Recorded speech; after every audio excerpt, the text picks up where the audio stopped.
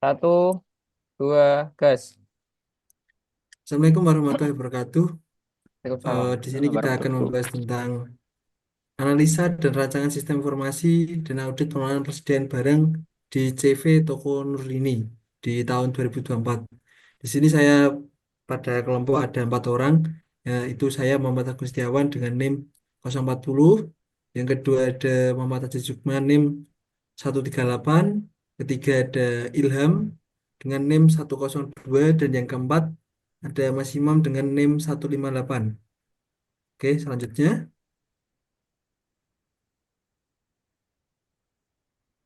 Di kasus pengelolaan persediaan barang di toko CV Nurini.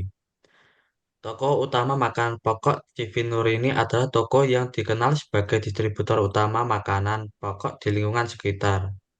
Yang kedua, terdapat manajemen persediaan tidak efisien. Toko Nurini mengalami masalah dalam manajemen persediaan barang yang jauh dari kata efisien. Ketidakpastian jumlah persediaan. Toko ini tidak mampu mengetahui dengan pasti jumlah persediaan barang yang ada di toko, sering terjadi kesenjangan antara catatan dan persediaan fisik. Next, Mas Agung. Divisi pada CV Toko Nur ini terdapat manajemen umum atau owner, di mana bertanggung jawab atas pengawasan keseluruhan operasional, pembuatan keputusan strategis, dan pemantauan kinerja sistem. Lalu terdapat divisi gudang atau staf logistik yang memiliki kegunaan menerima barang dari pemasok, memeriksa kualitas, mencatat data barang masuk dan keluar, serta mengatur dan memantau stok di gudang. Lalu terdapat divisi kasir, keuangan, memproses transaksi penjualan, mencetak struk dan mengurangi stok barang secara otomatis saat terjadi penjualan. Yang terakhir terdapat divisi pengadaan atau pemasok, melakukan pemesanan barang ke pemasok dan menjalin hubungan dengan pemasok untuk pasokan barang tepat waktu.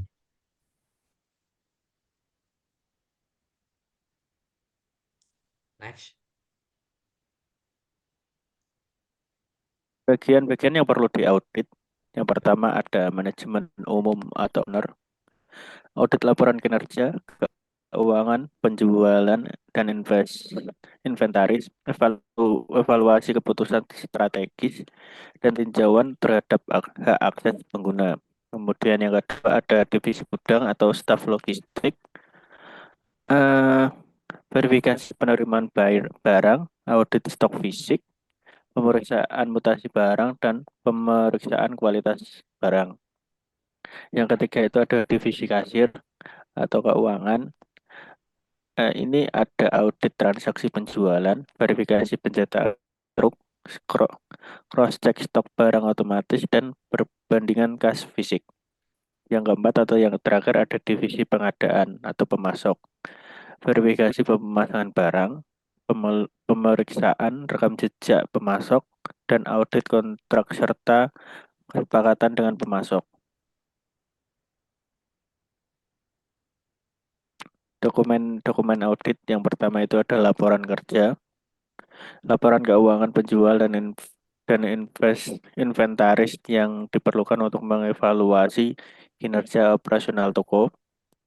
Kemudian ada kebijakan operasional, itu ada dokumen standar operasional prosedur atau SOP yang mengatur alur kerja dan pengolahan persediaan. Kemudian ada formulir penerimaan barang, dokumen yang mencatat proses penerimaan barang dari pemasok termasuk informasi kuantitas dan kualitas. Kemudian ada rekap penjualan, dokumen yang merangkum data penjualan harian, mingguan, atau bulanan untuk menganalisis tren dan pola penjualan. Terakhir ada kontrak kerja sama dengan pemasok. Dokumen perjanjian yang mengatur hubungan dan kesepakatan dengan pemasok termasuk harga, kualitas, dan jadwal pengiriman.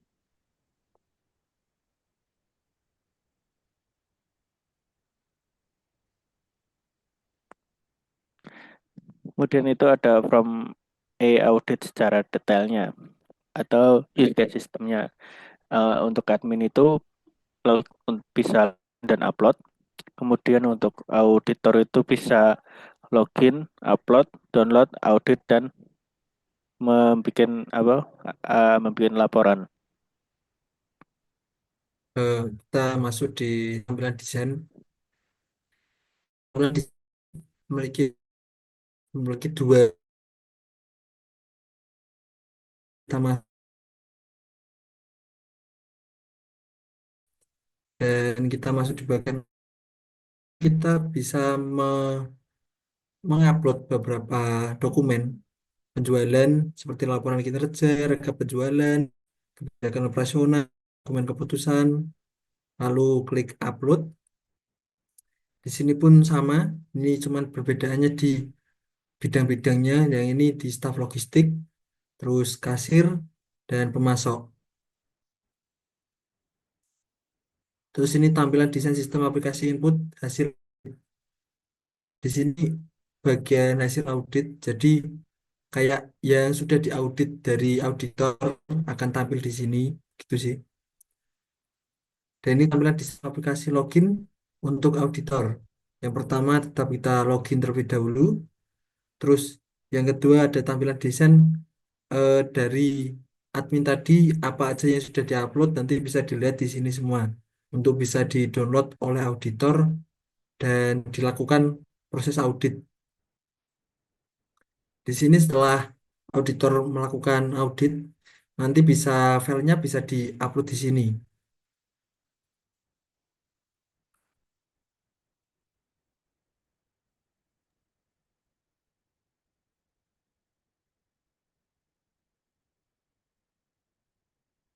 Silakan Mas Haji. Oh ya, untuk rekomendasi dari sistem proses audit untuk yang pertama adalah akses pengguna, di mana seluruh akses yang diberikan setiap pengguna harus disesuaikan dengan tanggung jawab masing-masing. Jadi, aplikasi itu hanya bisa diakses oleh orang yang benar-benar memiliki akses ke aplikasi tersebut. Kalau kontrak dan kesepakatan, kontrak yang ada perlu disesuaikan kembali agar dapat mengikat dan mengatasi kemungkinan-kemungkinan lain yang berada di luar kontrak yang sudah ada. Lalu prosedur pemeriksaan kualitas barang, eh, peningkatan standar operasional yang diperlukan agar dapat meminimalisasi barang yang tidak layak untuk didistribusikan. Auditor merekomendasikan beberapa perbaikan untuk pengatur hak akses pengguna, kontrak pemasok, serta prosedur pemeriksaan kualitas barang untuk meningkatkan efisiensi dan keakuratan sistem pengelolaan kesediaan di toko Nurlini. Lanjut.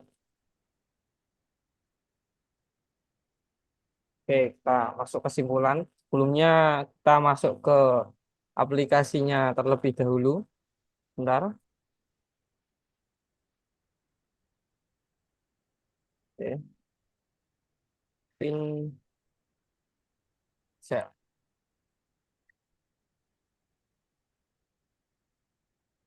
Oke. Ini adalah pilihan aplikasi login. Kita coba masuk menggunakan user root terlebih dahulu. Root.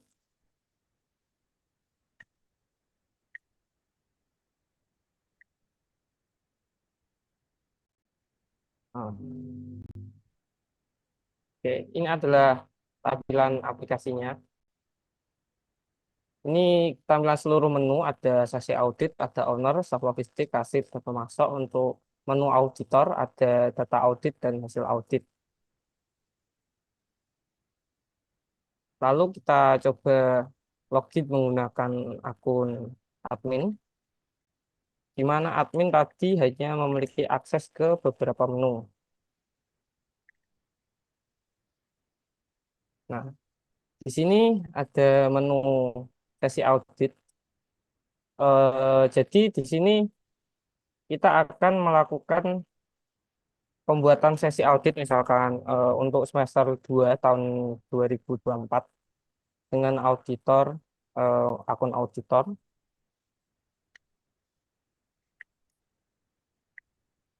Lalu tanggalnya adalah tanggal hari ini misal, kita buat 31 Desember aja. Audit semester 2 PT. Tuh, CV Toko Nurini 2024. Kita save. Oke, setelah kita membuat sesi, kita bisa masuk ke menu owner untuk mengupload file-file yang akan diaudit oleh auditor dari laporan kinerja, rekap penjualan, kebijakan, sampai dokumen keputusan. Kita di sini menggunakan test file, kita menggunakan file PDF, untuk Word juga bisa atau Excel juga bisa. Kita coba masukkan filenya satu-satu.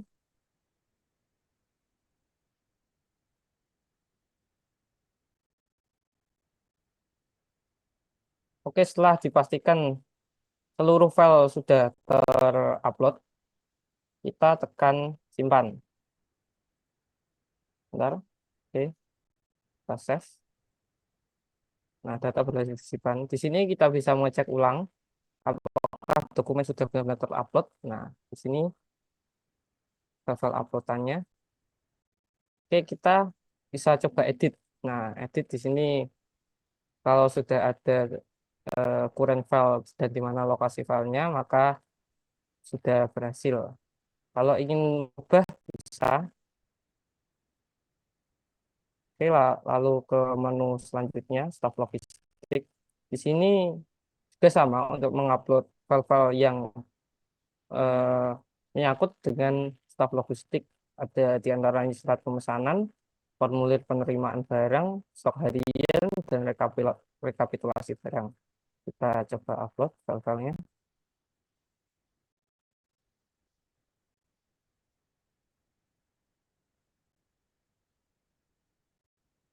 Oh ya, di sini kita pastikan untuk pilihan sesi audit adalah audit yang sedang kita jalankan. Karena jika tidak, maka tidak akan menjadi satu filenya, tidak terrelasi. Oke, kita save. Lalu selanjutnya kasir. Kasir dan rumah sok filenya hampir sama. Kita percepat aja.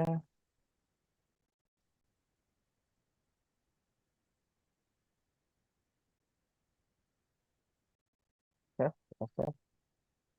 Lalu resolusi.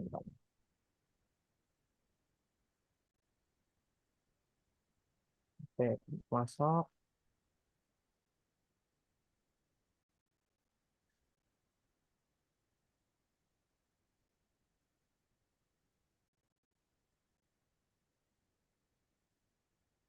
Kita save. Nah, setelah semua data terupload, ini sudah bukan tugas admin lagi. Ini kita masuk ke akun auditor. Nah, auditor. Ini. Oke. Nah, di sini menu auditor ada dua, itu data audit dan hasil audit. Data audit kita bisa melihat semua data yang sudah terupload. Kita pilih sesinya dulu. Lalu akan tampil semua data audit. Nah, di sini auditor bisa melakukan checklist pada lembar checklist auditor sesuai dengan laporan sebelumnya. Sesuai yang ada di laporan itu ada checklist auditor untuk menceklis. Kita bisa auditor bisa cek satu persatu dari laporan kinerja, bisa dilihat dan bisa di-download atau di-print. Oke, bisa dicek semuanya. Untuk staf logistik bisa dicek semuanya. Oke, bisa. Nah, setelah auditor melakukan checklist semuanya apakah sudah sesuai atau belum, kita auditor bisa melakukan upload hasil audit pada menu hasil audit. Sini menambahkan file hasil auditnya, pastikan sudah sesuai, lalu pilih hasil auditnya. Misalkan hasil auditnya inilah. Nah, kita save. Nah, untuk itu sistem informasi pencatatan auditor sudah selesai. Jadi seperti itu kegunaannya untuk membantu proses audit di CV Toko Nur ini agar lebih sistematis. Jadi seperti itu. Eh, kita lanjutkan ke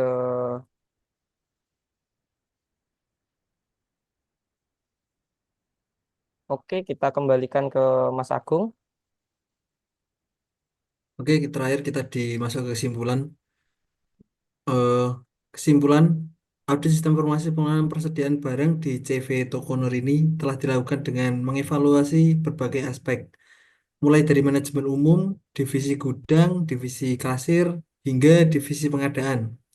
Temuan-temuan yang diperoleh selama audit memberikan gambaran tentang kondisi pengelolaan persediaan barang di toko ini, sehingga dapat disusun rekomendasi untuk meningkatkan efisiensi, akurasi, dan keamanan data dalam sistem informasi pengelolaan persediaan barang. Oke, sekian dari kelompok kami. Bila ada kata salah atau apapun itu, mohon dimaafkan. Wassalamualaikum warahmatullahi wabarakatuh. Salam. Waalaikumsalam warahmatullahi wabarakatuh. Oke.